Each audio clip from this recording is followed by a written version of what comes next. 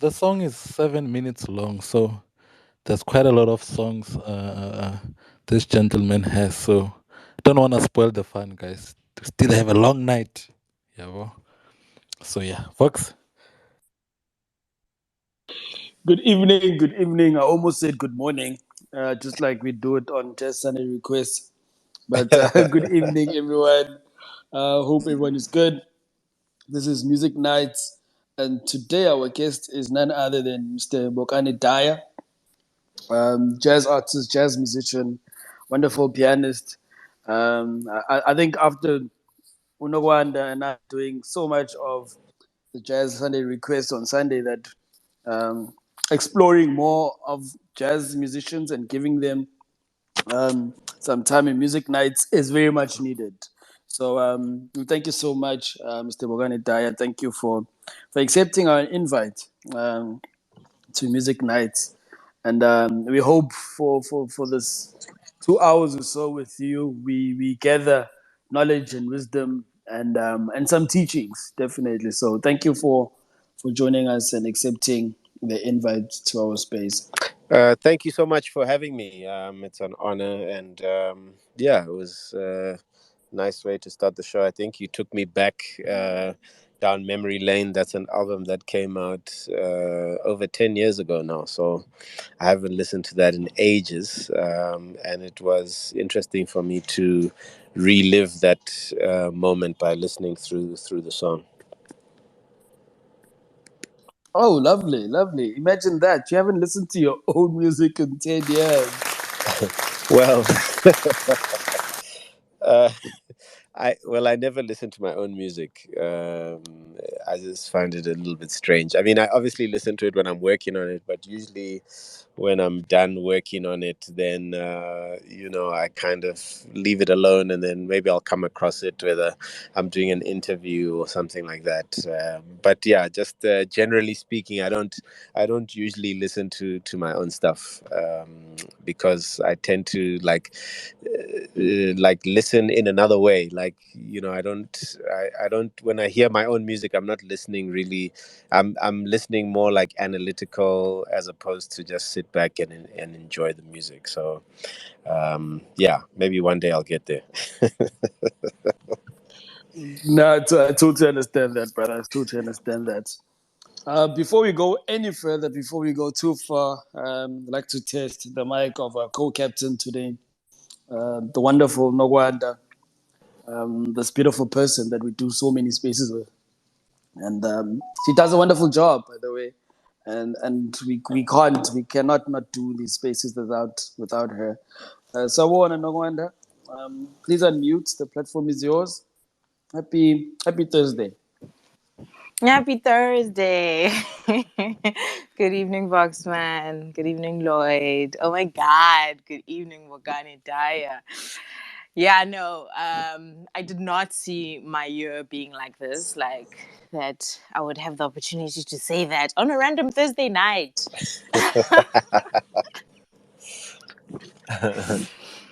But yeah, no, this is wild. This is wild. Lloyd, I wish you would have played the whole song. But it's okay. It's okay. We leave room for us to connect a little bit more as time goes. But I'm really looking forward to this interview. For those of you who don't know, Ikamala Munogwanda, Uzakia Ushabangu. ngihamba nabo Mbele, abo Dlamini, abo Ngwane, and a plethora of other people. So I find it apt and right to introduce myself like that beside my Motswana brother, because I'm looking to tap a little bit more into that, because Bokani Dyer is a very cultured and well-spoken individual, and I mean in terms of just expressing that through music. For those of you who don't know, who are joining hashtag Music Nights for the first time, thank you for joining us on Thursday the 10th of November. It is 10 minutes past 8, and you're tuned into hashtag Music Nights. We're here with our well-esteemed guest, Mr. Bokani Dyer, who's a multi-award-winning pianist, a composer, producer from Gaborone, Botswana. He was born in 1986. He moved to SA in 1990, grew up in Joburg, until he studied at UCT, where he met and collaborated with a plethora of formidable artists in the region. He's most well recognized for his contributions to jazz, as well as electronic dance music, R&B, salsa, and even classical music. So as you can hear, I'm joined by my other co-host, Zehuti, my little 9-month-old. So I'm looking forward to hashtag Music Nights. I'm going to hand back over to Vox Man, who I like to call our very own jazz man, to just lead us into the conversation and tell us why now, and then I'll jump back in. Thank you so much, Nwanda. Siyabonga, sis. And we also thank the co-host that you have on your side. Our spaces wouldn't be what they are without them too. So before I start with my questioning, I think when I invited our guest today, Mr. Bokani Dyer, I didn't really share much about what we do. But Mr. Bokani, our spaces, music nights is literally, as it says, music nights. So we invite guests in the musical space. Our very first guest that we had was Yolophonic, who got, I think at the time, yes, he was just joining Universal Publishing. So our space, music nights, is literally about just celebrating our local artists, local and international, because we've had some esteemed international artists too. Just to celebrate them, just to get to know them a bit more, and to widen their spectrum in terms of fans and the interaction with fans. Because in this day and age, it's not so easy accessible that you get to talk or to interact with your favorite musicians. So that what music nights is literally is. It's us fans paying tribute, paying homage to artists that we recognize, that we love so much, and we just want to get to know a bit further about. So that's us, and thank you again. Thank you so much for accepting our invite. So where I want us to start with the conversation, seeing that we are a musical space, I think it would be nice to perhaps start with just a simple question, but I guess it could draw into a bit more further things. Mr. Bokani Dyer, please share with me. Please share with me. You've been in the musical space for quite a while, the longest time, heritage, history in jazz and music. But what is music to you? What is music to you before being an artist also, as a human being? What is music to you, and what does it mean that you're a part of music too? Thank you. Wow, that's a big question to kick off the proceedings. But I like the way you asked the question because I feel it's an important conversation to have when you say, what is music to you before you're a musician as a human being. I think that's really important because what I found is that as musicians, sometimes we get so caught up in the world of just making music and going from this show to that show, that sometimes, when you sometimes forget um, the kind of the reasons that you became a musician in the first place, or the things that pulled you towards music. When you didn't know anything about music and you just had a really big love for this thing. And so it's something that I think as musicians we have to remind ourselves of a lot of the time, is just to keep that that kind of, what can I say, like youthful enthusiasm about the art form. For me, I think music is such a powerful thing. It's a very spiritual thing, and it's a very powerful thing. And I think it can be an amazing force for good, which is why I am happy to be a musician. I'm happy that I chose it as. Um, and yeah, it's just a really beautiful thing. And yeah, I don't know what else to say, but that I just have like a great love for music. I've been in the music thing for a long time, and I'm still not tired of it yet. But yeah, it's just a beautiful thing, man. It's really a beautiful thing.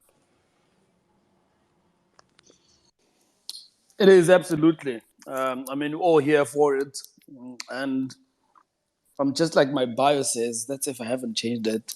I think music is life, and life is music. So we rotate around it, we dwell in it. It's literally just us in it. Without it, I don't know what would have been. I don't know. Maybe people in Mars would know. That's if they don't have music yet. But I think music is just something that's quite important to our lives, quite important to human beings as a whole. So before we actually get to, I mean, you mentioned your album, which was from the first song, Zim Zim, that Lloyd played, which you released just over 10 years ago now. But at the age of 14, that's when you started getting piano lessons. But do you remember before then, perhaps what got you caught, perhaps in wanting to play the piano? Could you take us through that, please? Thank you. Yeah, well, my father's a musician, Steve Dyer. So I've been around music and the life of musicians for a very long time, as far as I can remember, actually, like from being a young child and going around to gigs and, you know, just interacting with musicians, going to their shows. That life through my father, and also to listening to a lot of music, because he would be checking out stuff at home or in the car, listening to a lot of different kind of music. So I was exposed to music for most of my life. And then I think it was, yeah, because I was in high school and I was listening to a lot of music at the time. And I just felt like this thing is such. I just couldn't get enough of it, and I thought, what a beautiful thing and what a powerful thing. And I had thought that if I could dedicate myself to making people feel the way that music makes me feel, then I would be happy. It was quite a deep thought for a 14-year-old, but I remember it quite clearly. And yeah, I've been kind of ever since I made that decision, I never really looked back. And since that point of deciding that I wanted to take piano lessons when I was 14, I just pursued that path.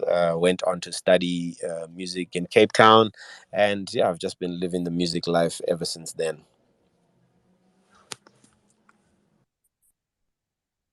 And in terms of the direction, I mean, how early? I mean, were you?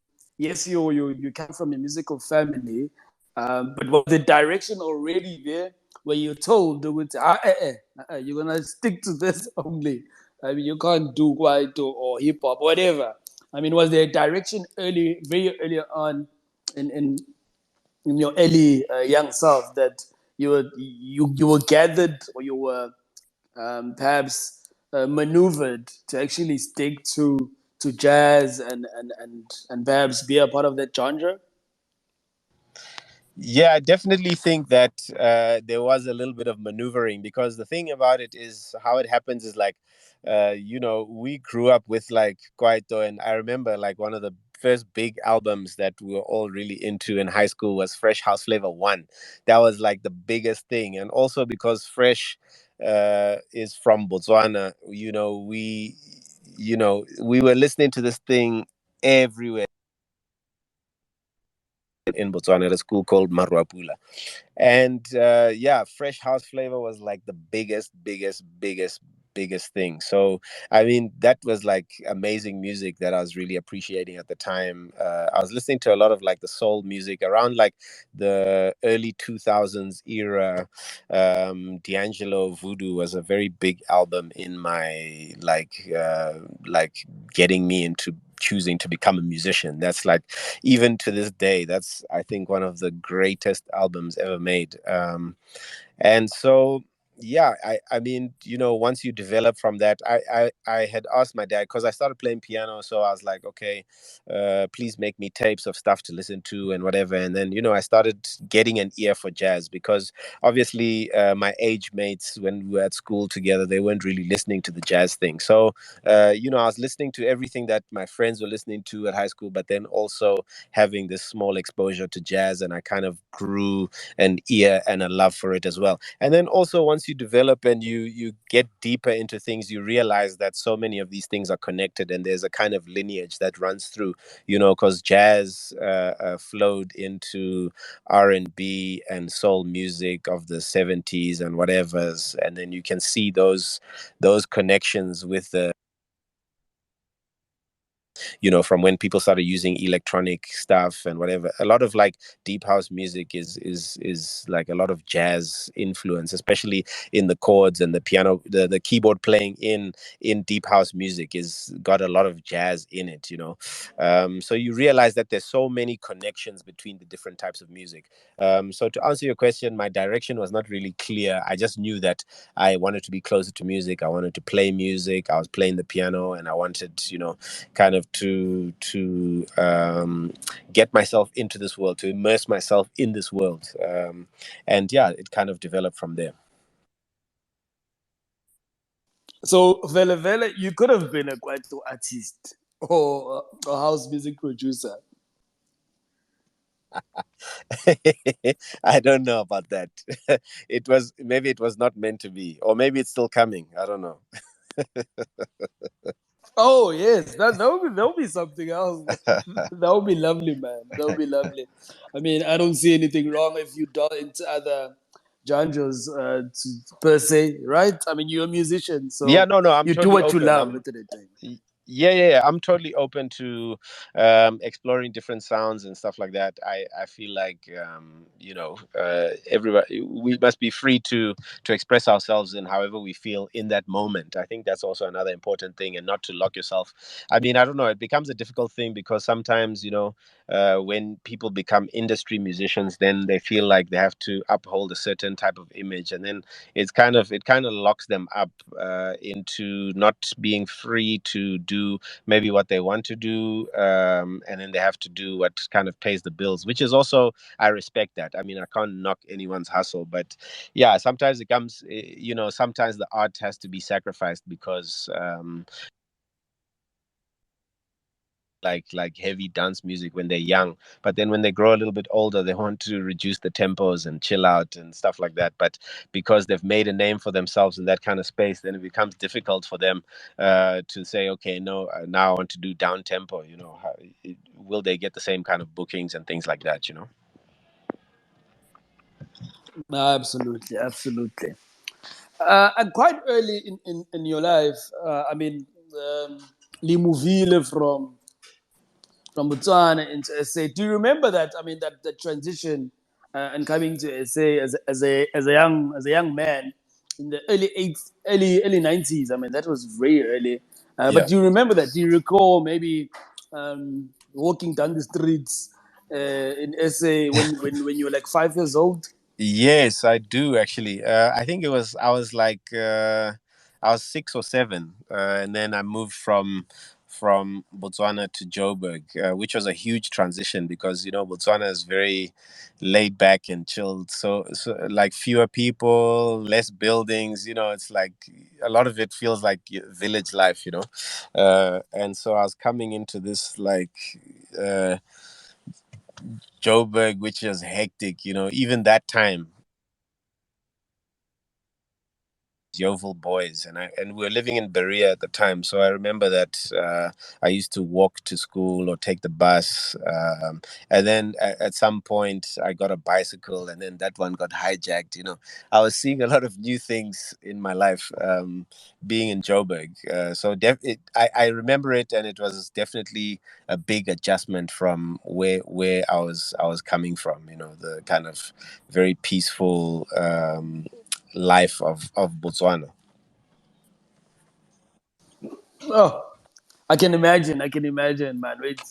I mean, I grew up Kosovo, Yeah, so the hustle and bustle, I mean, we all know it. But I can imagine coming from, as you say, Botswana and coming to SA. All of a sudden, there's so many buildings, and it's just crazy, yeah, yeah, everywhere. yeah, man. No, it was definitely an adjustment.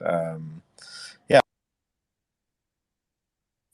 amazing place, and yeah, there was a lot at that time when I was young. I used to like tag along with my dad sometimes, and he used to go to Rocky Street. And at that time, Rocky Street in Yeovil was like very like kind of a cultural hub. So there were quite a few jazz clubs and things like that. So I remember walking down that street. I think it's like Raleigh Street, but then you go straight down, and then it becomes Rocky Street at the end. And I remember at that time there was like a lot of like different types of music, lots of different people, lots of different sounds and things like that. So yeah, I think all of those things had a kind of early impact, maybe that I wasn't conscious of at the time. It absolutely did. It absolutely did. And then, I Yeah, mean, fast forward after high school, and you came down here to the Western Cape yeah, to study jazz. yeah. I mean, what was there? Was there maybe a few options before you actually came to the University of Cape Town? Was there a few options like maybe let me go to Wits, or was it just like Cape Town is the place to be? It's a place where perhaps I can grow this love of music. Yes, well, because my dad's a musician, he advised me. He was like, "Okay, it looks like there's lots of good stuff happening in Cape Town," and he knew some of the teachers there, and so he advised. He was like, "Okay, look, I think in South Africa the best place if you want to go study this music is to go to Cape Town because they seem to have a good program, serious teachers, like good stuff." He just had good things to say about the institution, and I think at the time it was really special what was happening there. So I applied. I only applied to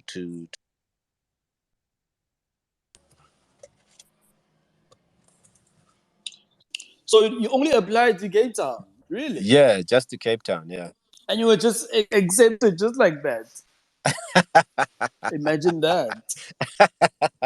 Maybe there was some I don't know, some nepotism halfway. I don't know. I don't think so. So what happened? It was kind of interesting because I mean I hadn't been playing for long, because I started my piano when like I was in my third year of high school, and so I hadn't been playing for that long. So by the time it came to sending an audition tape, I didn't really have a lot of knowledge of the requirements, So I was, when I started playing, I'd already started composing, and so I sent us my audition tape, and my audition tape had two original compositions and then one standard that I took like months to learn, and then yeah, that's kind of how I got in, which was surprising because they have like a whole lot of requirements of songs that you need to learn to get into the program. So yeah, it's great that they saw something in the music that I sent to them for them to allow me to do the program. Yeah, nah, I guess yeah, I guess as you said, I mean, coming from musical family, yeah, there was there good. Hi, no song, no song, right. Yeah, but shout out, man, shout out. We are 30 minutes into the interview with Bokani Dyer. And shout out to everyone who's here, who's joined us. As always, the mic is welcome. Please do come up and grab the mic if you wanna give some flowers, share your thoughts with our guest tonight. Please, you are more than just welcome. But for now, before we exhaust our voices out, before we go crazy on our voices and we can't speak anymore. I think we should play a song. We'll play a song, then we'll take maybe a tea break for some of us, a coffee break. If you're in the space, if you like some coffee, just enjoy a song, and then we'll come back. We'll come back with more conversations with our guest. So Lloyd, I think let's play a song, brother, and then we'll come back with some questions, with some conversations with our guest. Thank you. Mhm.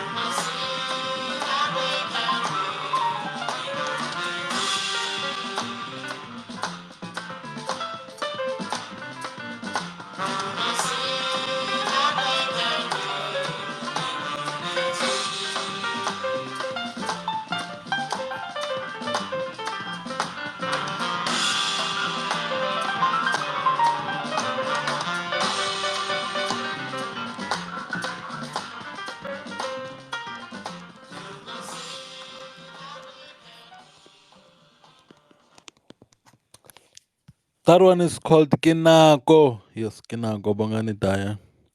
Kinako. Meaning it's time. Maybe you can tell us Kinako ya yingi.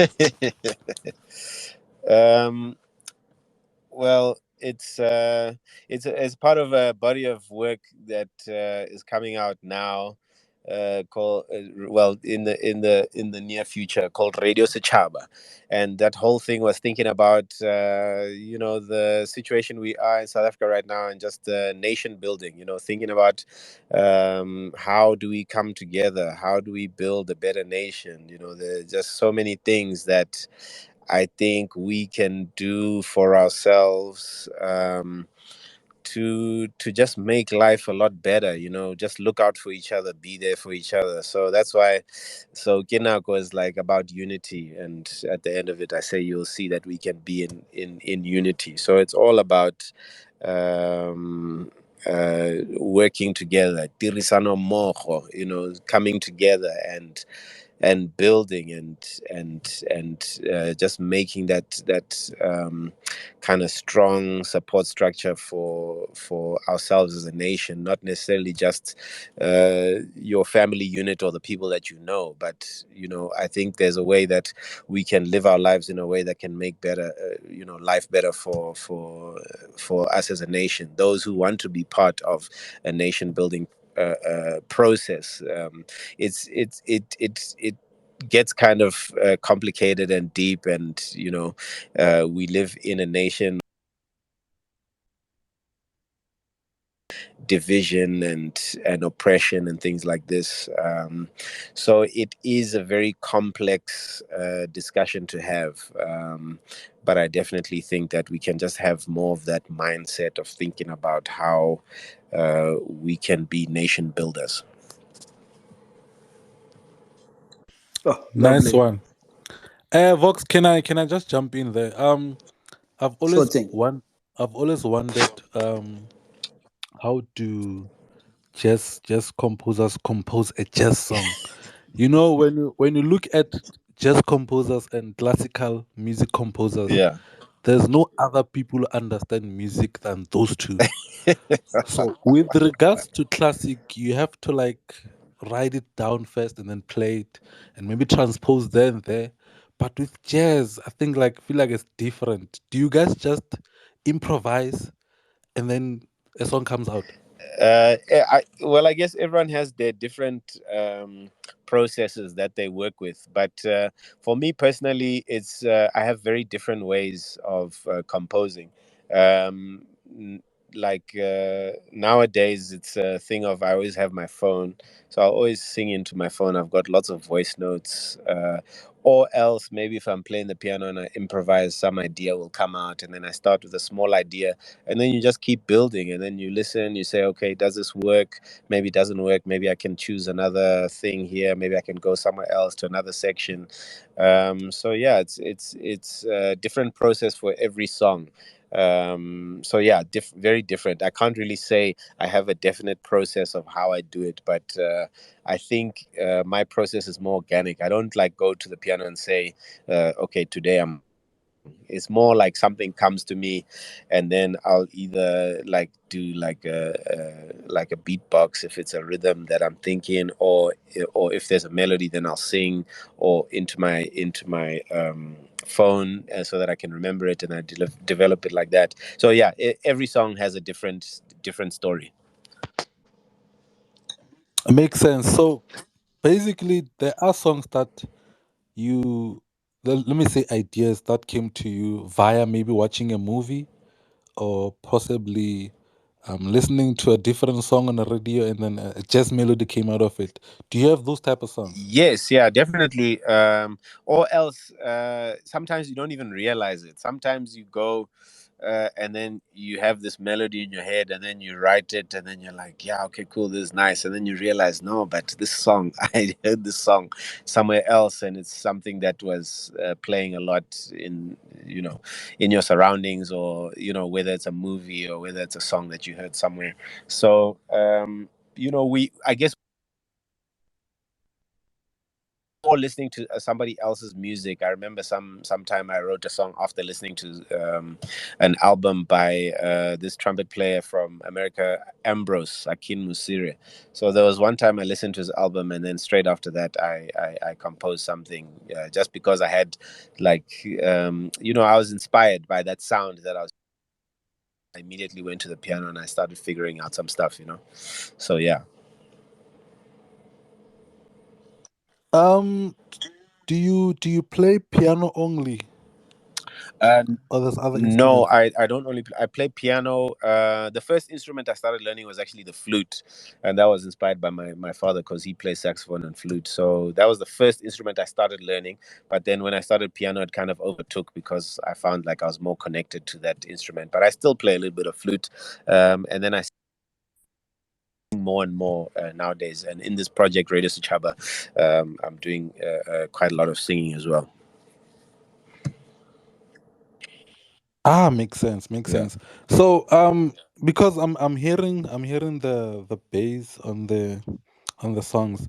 Do you start composing them by starting with the bass, like as you've mentioned that you record into your phone? Do you record the bass or you just go with the melody? Yes, that's actually very interesting, and you're not the first person to. Somebody actually asked me that when I had an interview. We were doing a festival in France, and he was like, "Hey, do you compose bass first or what?" Because he hears that a lot, and yeah, it's true. A lot of the time, actually, I'll start with a melody of the bass that I think will hold it together nicely, and sometimes I start with that regardless. If I start with something else, then a lot of the time I'll compose the bass that should go with that melody, because yeah, somehow the bass is a very important, like, part of the music, that drives it, and then I think the drums then kind of embellish around that. Yeah. Let me not ask a lot of questions. Let me give the mic to Sneh Wabantwana. Sneh, the mic is yours. Good evening, guys.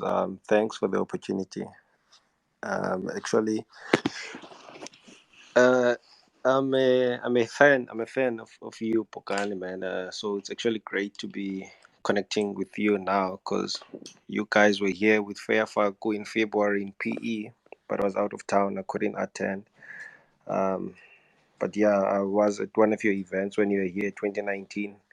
Was one of the guys who were recording there, and we were not allowed to record. So I'm a fan. No, I have a few questions I wanted to ask, but I'm just gonna ask one for now that I'd like to find out. Lots of South African jazz musicians don't play standards. They play their compositions, including yourself, Mr. Dyer. I just want to find out, is there a stigma around South African jazz musicians with the standards that you guys only play your music? Or you see standards as beginners for jazz, or like what's your take on that, or what's your feel like? I've never seen you play standards or any standard for that matter. Um, thanks for the question and for the kind words.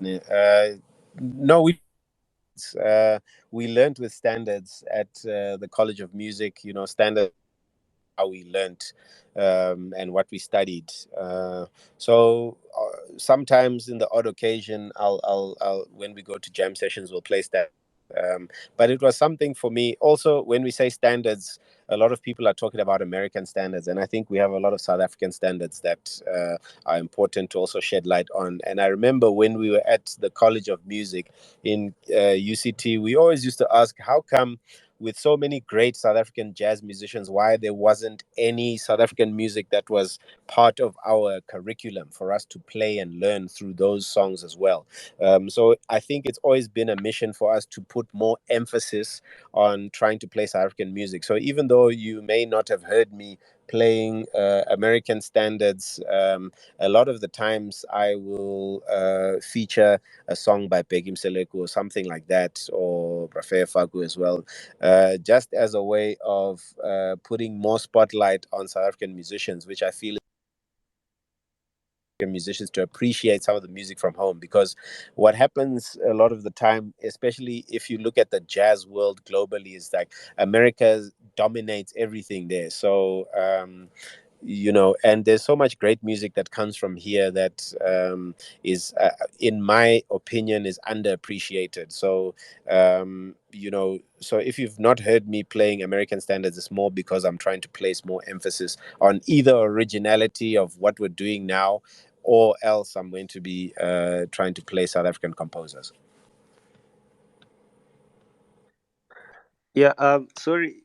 Yeah, that's true actually, because I see most of you guys play South African music, but now the reason why I asked that is because we do not have our own, like, sort of like, if you see the real jazz books, they have all these standards from back in the days, but we do not have our own real jazz Well, books. it's just come But out. I They've heard that released. They've just released two the guys that put.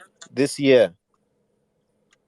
Yes, I've heard that one, Yeah, and also the one for Becky that has been released. I do have a copy for the Becky's one. yeah, They just released. So the reason why I asked that is that because most people when they start tuning in into jazz, they listen to jazz standards. So it would be nice sometime, like when you listen to a version, like for example, Misty. I like the one by Smooth PhD Dlamini. He did yes, adverts with Spam Jalose. You see, so yes, it would be nice sometimes when you search for a standard and then you see a South African musician with their own interpretation, because what I picked up from most of the, actually you, African Kize, Bekim Seleku, Moses Taya Mulelego, you guys have the spiritual element in your music, not only the yeah, technicality. See, yeah, which is some of the cats in America, they do not have the spiritual element, but they have the mm, technicality side of things in music, you see. yeah, So yeah, that's the reason why I asked, because it would be nice to hear your interpretation of those standards so that we can get a yeah. different feel in those standards. No, there's still definite possibility, and I've thought about it before. There's a great album by this guy, Brees Wasi. I don't know if you know it. I forget what it's called. Brees Wasi he's a drummer from, I think he's from Cameroon. And he plays standards, but in a kind of African way, which is very interesting. So he took like like some Miles Davis songs and things like that, and did some very very interesting arrangements of that. So I'm not saying that it'll never happen, but also as an artist, you have to follow where you are at artistically. And for me, I've never been in that mode where I say, okay, no, I feel like I need to cover some standards now. I think maybe in my journey that can come later, because for now I'm still busy dealing with my sound and trying to work on those, doing renditions. If you are a composer of music and you have songs that you want to express yourself with, the standards thing, I think, can come in a different, yeah, it can come in a different thing. But I'm not saying it's wrong or it's right or anything, or that I'll never do it. But for now and up till now, it hasn't been like that yet.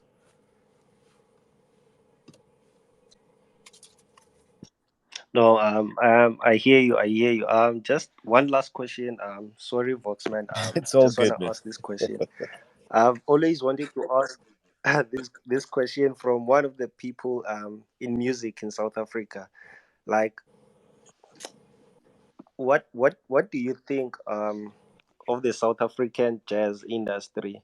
Like when it comes to the likes of yourself, Themba Mkhize, African Mkhize, and all these other guys. Um, and then you see the likes of Begum Seleku, who has made a name for himself from back in the days, and we're still listening to him today. Do you think we appreciate you guys enough as jazz musician, or like what you're thinking around that? And also seeing that there's many young cats coming into the jazz music, like Offense Sebula, Yeah. Michael Nguna, Tandin Dul, and other guys. Do you think we appreciate you enough as those musicians? I think the appreciation is there. It's just that I think sometimes we don't see it, the appreciation, and I don't think that's something you can blame the audiences for, because in Joburg, for instance, it's kind of audience culture. For myself, outside of being a musician, as an appreciator of music, I live in northern Joburg, but most gigs happen on the other side of town. So if I decide that I want to go and watch a show, I need to think, okay, if I'm going to have a drink, then I need to take an Uber, which is almost $300 each way. Then I have to pay for a ticket. Then I have to buy that drink that I wanted to have. It's just before you enjoy any music, you already have to pay 1,000 rand. You know what I mean? So for a lot of people, that's not realistic. It's not. It just doesn't work out. If you're in a place like New York, you have a subway system that goes most of the night. You get those cards that last for a year or something, so you can step on any subway, go anywhere, and then you just have to pay for the tickets. And the same with Europe. The public transport system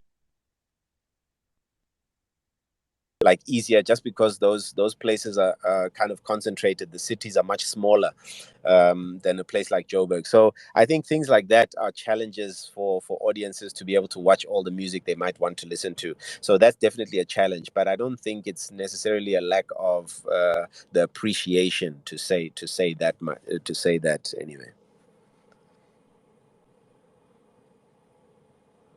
Oh no, no, thank you. I'll ask later the other questions because I wanna give the other guys a chance. I don't want to be the only one talking. Okay, sure. Now, shout out, Sneo Antoana. What a name, man. What a name. But thank you for joining us. Thank you for joining us and coming through.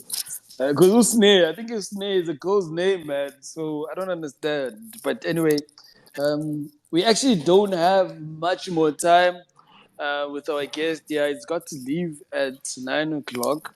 I think, Mr. Bokane, I recopa another time, please. Rakopa. I think maybe sometime early next year. Because Lero Nakori spacing this year, we closing soon. Soonest we closing. End of year, We've end got of year a break. few. Yeah. We've got a few Yeah. interviews lined up. I think first week of December, and yeah, Valley fam. We also Yeah, Siavala. um, First week December, I Siavala. We're yeah, shutting the Vala, doors. Yeah, no, straight up. rest But is rest is important. But yeah, for sure, anytime. I think maybe a good time for us to reconnect would be I my album is launching around March, April next year, through a UK label. And yeah, it would be maybe good to speak about that music when it hits the internet. no, that would be that would be amazing. That would be lovely indeed. We can Yeah. actually plan for that, plan around that. Before, but in Kruma Kakulu, actually, no, I think Noganda had a lot to share and a lot to ask you. But let me give her the mic. Noganda says, um, our guest, yeah, sorry. Ke utlwile. I heard the unfortunate news, and it's fine because, sometimes energies, there's just too much frequency when the sediments have been sitting still like for too long. A lot of disruption, just, yeah, it causes havoc.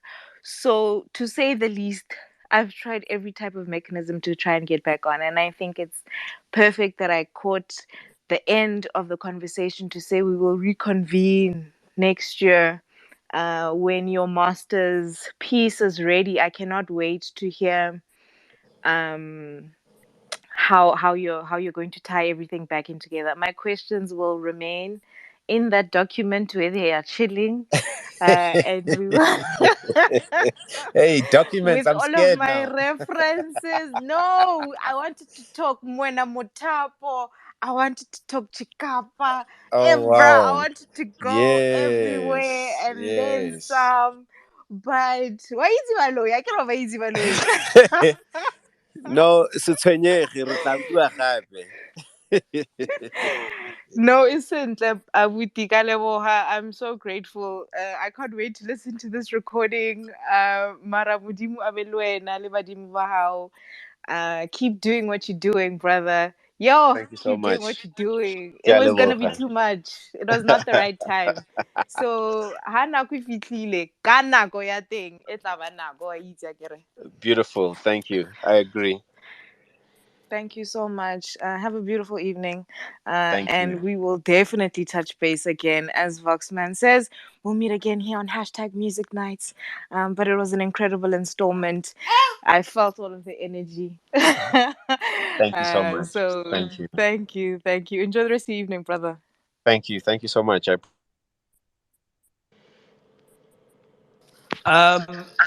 Before you leave us, Mr. Bokani Dyer, please share. I mean, share.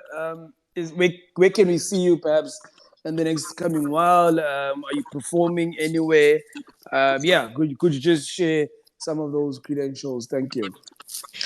I'm playing at the Joy of Jazz in, I think it's in 2 weeks' time on the 25th at Santon Convention Center on, Friday the 25th. And I'm presenting this new project, Unreleased Radio Sechaba. Well, Ginako is one of those songs from there. So, it's just a whole body of work around that, the album that's coming next year. Really looking forward to it. It should be fun. So if y'all are in Joburg and don't have your tickets for Joy of Jazz, get them. The lineup is really great, and I'm happy that it's a spotlight on South African artists, which is very interesting for that festival. Really looking forward to it. Thank you for that. Sneo Bantuana, you've got some last words. Hey, so yeah, man. Sorry, just a quick one, Bogani. Before you leave, Mr. Jai, I just want to ask something. When you take solos, in your songs, like Emancipate the Story album, cause that's the album I've been listening to recently. Yeah. Do you improvise on stage, or you plan them at home, or it just comes on stage? No, I don't plan the solos. I don't plan the solos. I think there's greater risk but greater reward also, because obviously you don't know what's going to happen and you might make a mistake or that. But I think the reward is that you can just be free and express yourself, which I think takes you to a higher place spiritually within the music. So I don't plan the solos. Obviously, we practice all the things like the scales and all that stuff that give you the tools to be able to solo. But when it comes to the improvisation, it's improvisation and it's not planned. Oh, thanks, man. Nah, shout out Sneo. Lloyd, any last words from your side, brother? This was just too short, man. This was just too short. I had a bulk of questions, but we'll Yes, bro. organize. It We'll was organize. so. Maybe we'll open with you in January. Yeah, Yeah, who knows?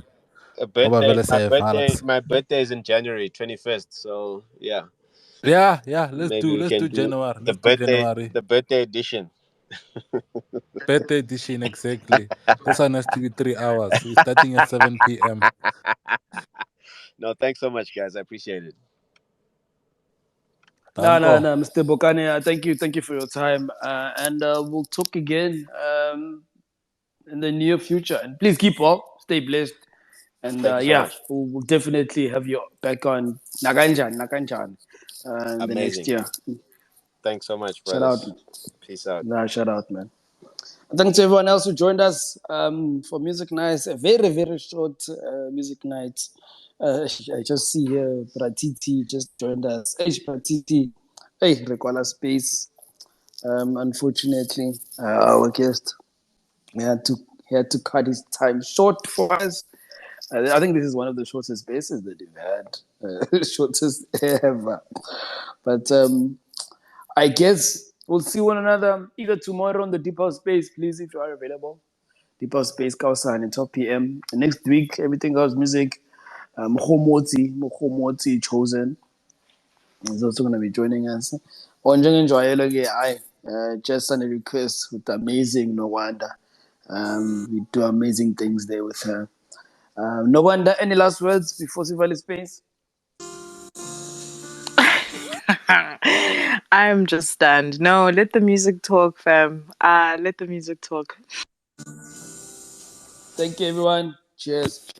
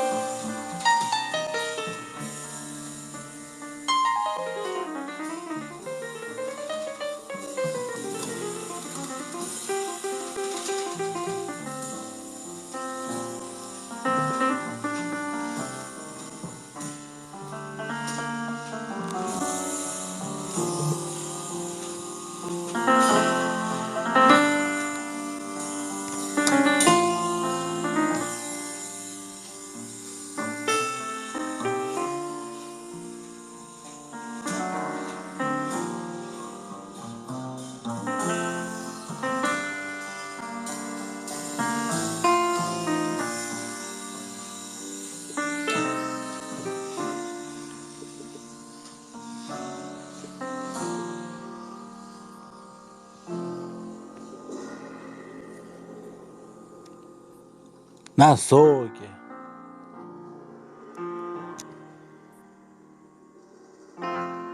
What a beautiful song.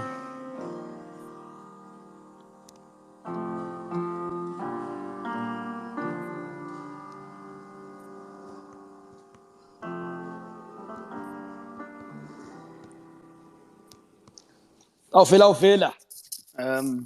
Ole. Aish, another time I would have said that was Hola. lovely. Aish, I would have said that was lovely, but too short. Well, anyway, thank you so much. Keep well, stay blessed. Happy Thursday. Izo. Tango.